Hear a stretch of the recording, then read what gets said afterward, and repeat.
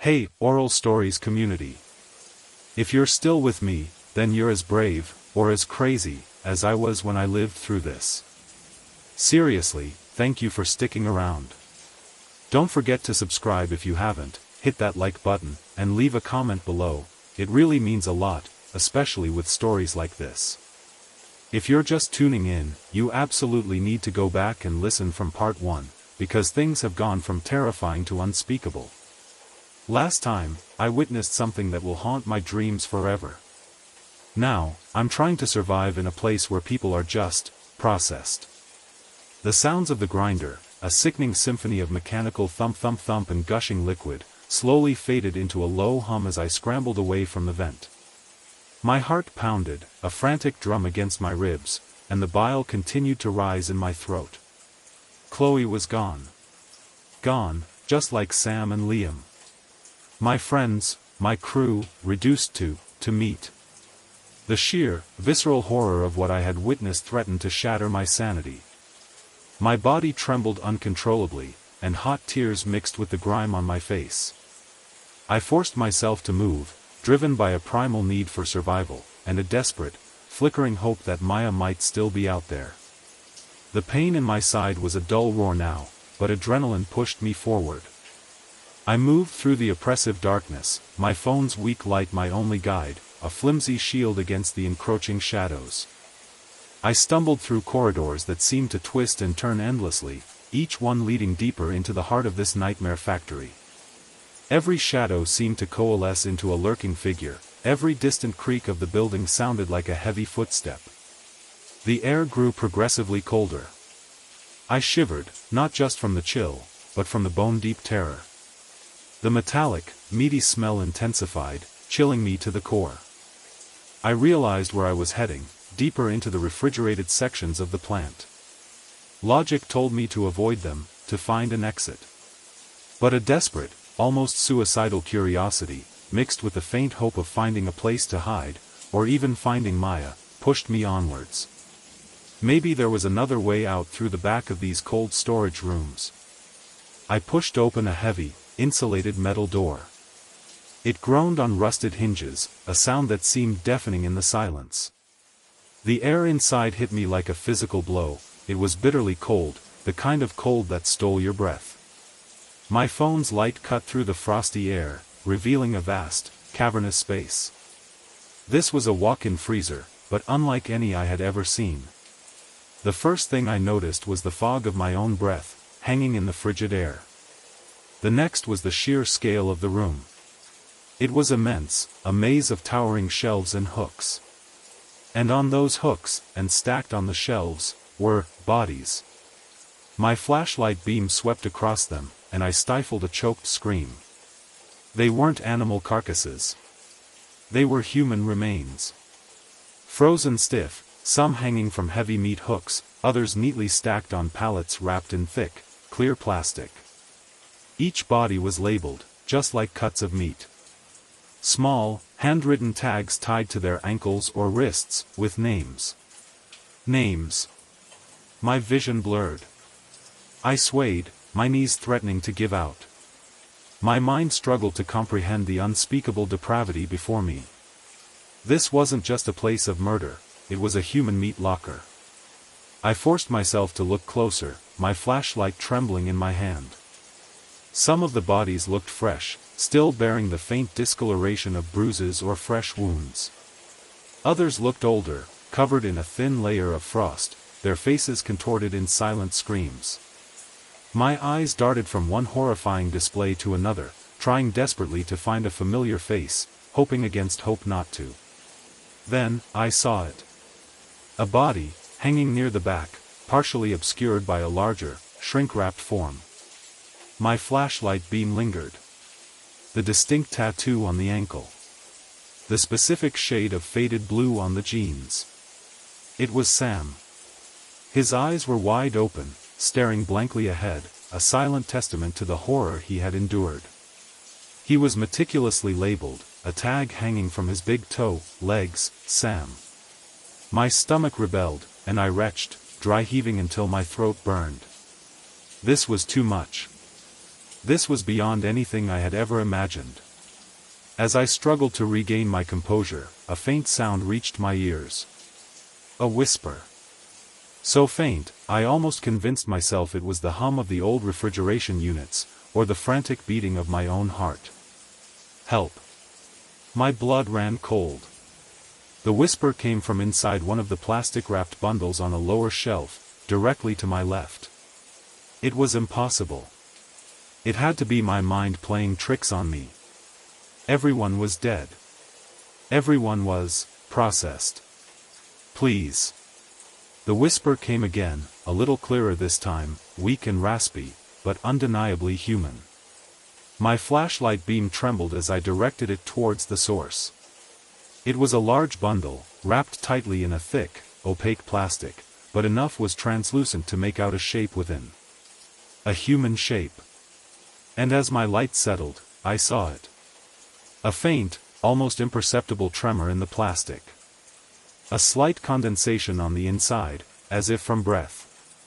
Someone was alive in there. My mind reeled. Who? How? My first thought, a desperate, illogical surge of hope, was Maya. Could it be her?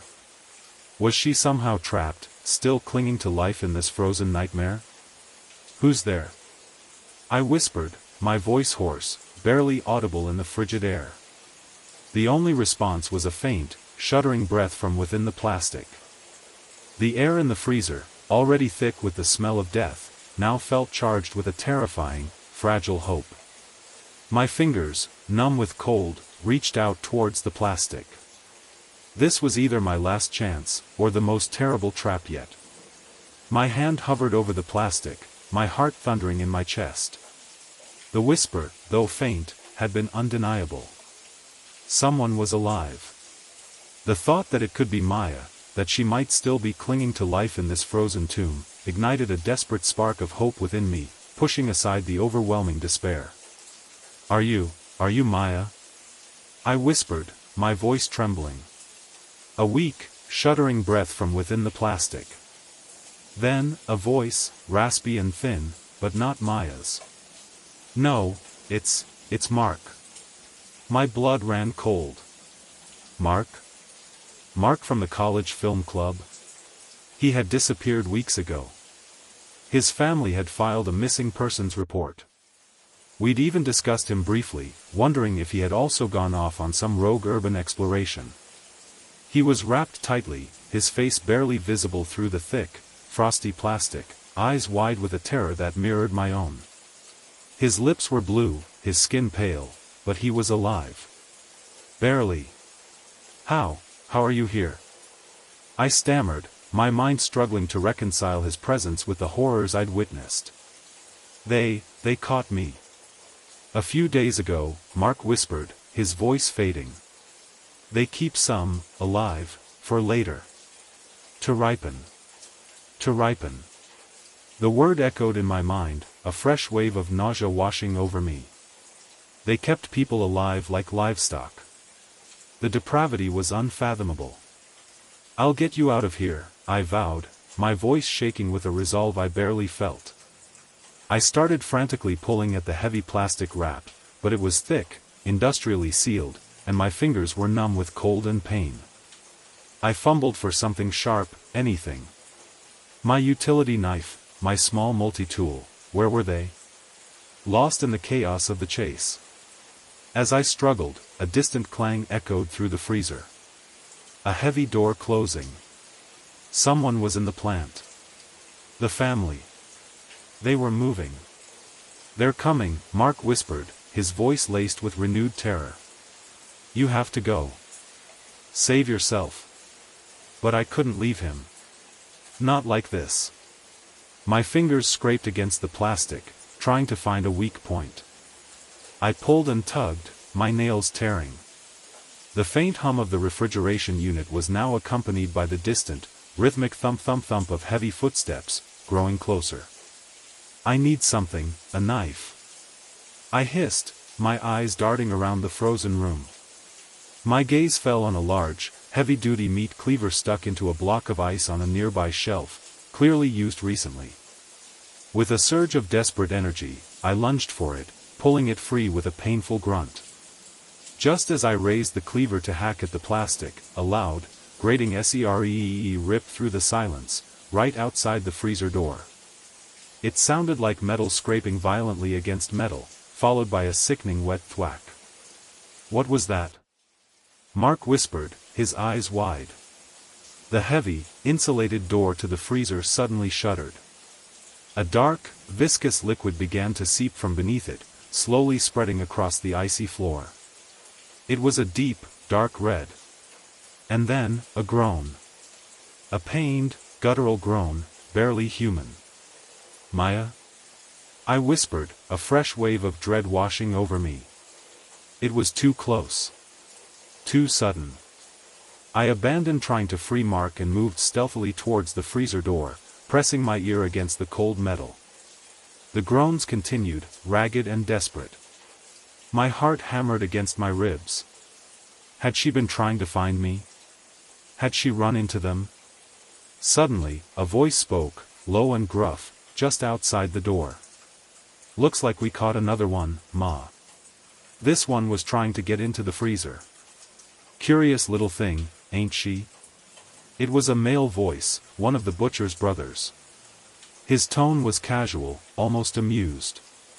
Then, the matriarch's voice, surprisingly calm and soft, yet utterly chilling. A fresh one for the table, boys. Such a shame to waste good meat trying to break into the cold store. That's for the aged stock. This one is for tonight. A shiver of pure horror ran down my spine. It was Maya. They had caught her. And they were going to process her for dinner. The thought made my stomach clench. No, no. I whimpered, pulling back from the door. My mind raced, utterly paralyzed by the new, crushing wave of despair. Maya. The last of us. Then, from deeper within the freezer, a quiet, almost imperceptible sound. A faint click. My flashlight swept around frantically. Near the back of the freezer, almost invisible against the frosty wall, was a faint outline, a hairline crack in the concrete. A small, almost hidden metal handle. A secret door. An escape route? It was incredibly faint, designed to blend in. Liam, with his obsession with blueprints and escape routes, must have read about something like this. A forgotten passage for emergencies, perhaps. I stumbled towards it, ignoring the protests from my wounded side. My numb fingers fumbled for the handle, pulling at it desperately. It was stiff, rusted, but it moved. A thin gap opened. Cold, stale air rushed in. There's a way out, I whispered to Mark, my voice choked with renewed, desperate hope. A secret tunnel. We can go. Mark, however, just shook his head weakly, his eyes still wide with terror. No, it's booby-trapped. They used to use it for hurting. Animal stun bolts. Traps. Just as he finished the word, a loud, metallic thwang echoed from the newly opened gap in the wall, followed by a sickening thump and a gurgling cry. It sounded like something had sprung loose. Then, silence. My heart leaped into my throat. Mark's warning. The booby trap. Had something just happened to whoever was beyond that tunnel? The matriarch's voice, now closer, just outside the freezer door, cut through the silence. They're trying to escape, boys. Don't let them get far. Herd them like cattle. Her words, calm and collected, were a chilling command. I heard the scuffle of heavy boots outside the freezer, the scrape of metal. They were circling. Hurting us. Just like the animals they used to process. We were trapped. The secret tunnel was a trap. The main exit was guarded. Maya was captured. Sam and Chloe, gone. I was alone in a freezing room with a dying man and a family of cannibals closing in. The thought of being cornered, of being herded into that processing room like livestock, was a horror beyond anything I had ever conceived. My only escape was a deadly one, and my time was running out.